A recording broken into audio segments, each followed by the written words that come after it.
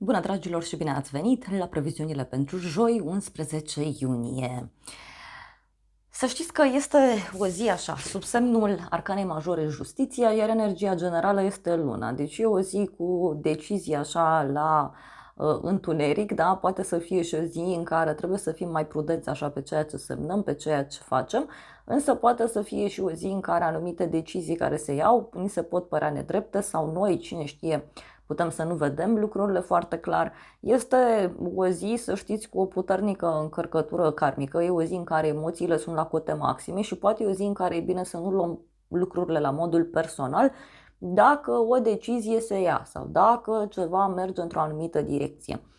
Mai mult decât atât, este o zi de joi care predispune spre mici mari conflicte între femei. Da, în prima parte a zilei cel puțin e posibil să ne grăbim, posibil să fim ceva mai repeziți așa decât de obicei și mai mult decât atât să știți că poate să fie și o zi de joi care ne mai apasă acolo niște butoane.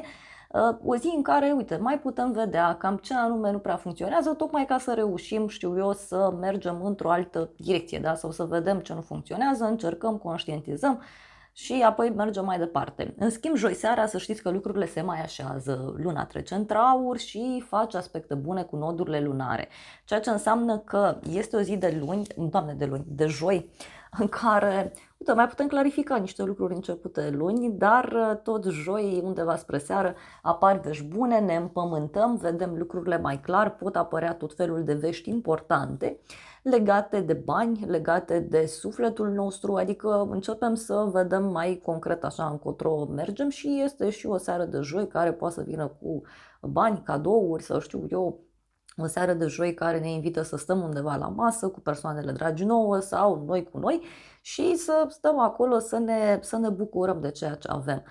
Este, repet, o zi care ne cere totuși să mai punem frână în continuare. Da? Adică este o era a vitezei, așa cum spuneam și în workshop-ul apărut deja pe platforma mea, pe site și pe aplicație, este o era a vitezei, a haosului, dar acum, ca să intrăm în viteza respectivă, mai întâi trebuie să punem puțin frână, tragem pe margine, analizăm, vedem ce se întâmplă. Da? Asta vorbeam în workshop-ul pus deja pe site și pe aplicație despre cei 7 pași magici pentru noua eră, care, din punctul meu de vedere, începe acum în 2026. Și e o energie total diferită și e nevoie să ne adaptăm. Sunt 7 pași acolo care trebuie urmați, cele 7 arcane majore reprezentative pentru acest an și veți vedea că ele au un impact foarte puternic.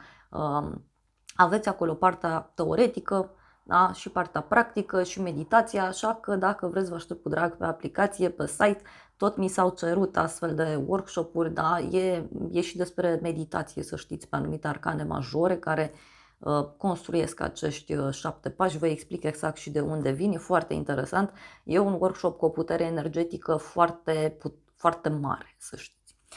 Bun, dar revenim acum la noi, da?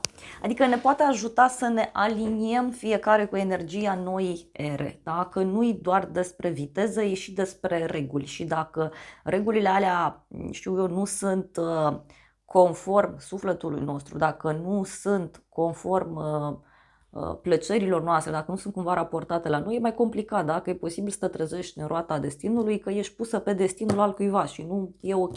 Sau poți să te trezești că ești dus într-o direcție și nu înțelegi nimic, da? Te lași așa purtat de val. Eu am zis cu valul, da? E bine să profităm, da, de valul energetic, dar așa nu ne aruncăm, da, cu prima scândură pe care o avem, ne aruncăm pe val, zicem gata, facem surf sau ne aruncăm, zicem hai că mă poartă valul, adică trebuie puțină pregătire înainte. Și acolo în cei 7 pași magici, sau cele 7 porți, da, cele 7 arcane, aveți exact explicat. Da? Sunt calculate tarot numerologic, arcanele respective de tarot. Hai să vedem ce zice și oracolul ăsta, că n-am putut să mă abțin și v-am spus. Acum e pus doar partea practică, urmează să înregistrez și partea teoretică și meditația, dar n-am putut să mă abțin. Așa, revenind, din oracol a ieșit așa, o ceașcă care se sparge, da? avem o problemă cu viața, o nemulțumire a cuiva, poate să însemne și oarecare ceartă. Ei, și avem curcanul, cineva care se comportă într-un mod stupid. Da, să știți că poate să fie și o zi în care e posibil așa să fie oameni prin jurul nostru care o mai au rasna, da? Sau oameni care sunt, știu eu, mai orgolioși, mai umflați așa în pene, vor ei atenție. Dar la bază avem așa fluierul, dezamăgire în legătură cu un prieten sau cu o poveste de iubire. Poate, să știți, repet, să fie și o zi de joi, mai ales cu luna, de regulă cei care sunteți în arcana lunii, din punct de vedere tarot-numerologic, da, de regulă în anul respectiv, mai vedeți așa și anumiți dușmani ascunși de prin zonă.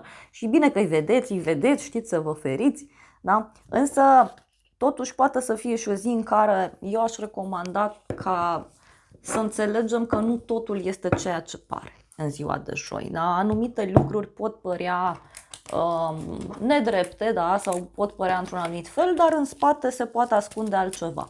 Da? Hai să vedem.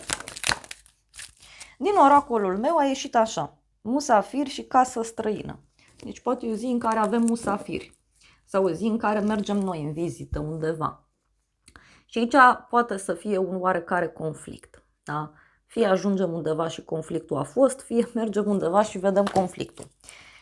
Da, cam atât în mare parte. Vă invit pe aplicație să vedeți ce anume se întâmplă pentru zodia voastră, unde anume trebuie să fiți atenți astăzi și de unde anume poate să vină salvarea. Că prima parte a zilei mai e cum e, dar din a doua parte a zilei e cu salvări, așa pentru toată lumea, e cu rezolvări, dar rezolvări concrete, palpabile, nu-s doar așa la nivel de teorie. Vă îmbrățișez cu drag, vă aștept pe aplicație și cei care vreți, da, la acel webinar despre cei 7 pași magici, vă aștept cu drag pe aplicație. El, să știți că este înregistrat în 3 părți, este pus în 3 părți, tocmai pentru a vă fi mai ușor să îl vedeți, da, să intrați pe el. Așa că vă aștept cu drag pe aplicație sau pe site găsiți workshop-ul unde vă este mai ok. Vă aștept cu drag, vă îmbrățișez și să ne revedem cu bine și data viitoare.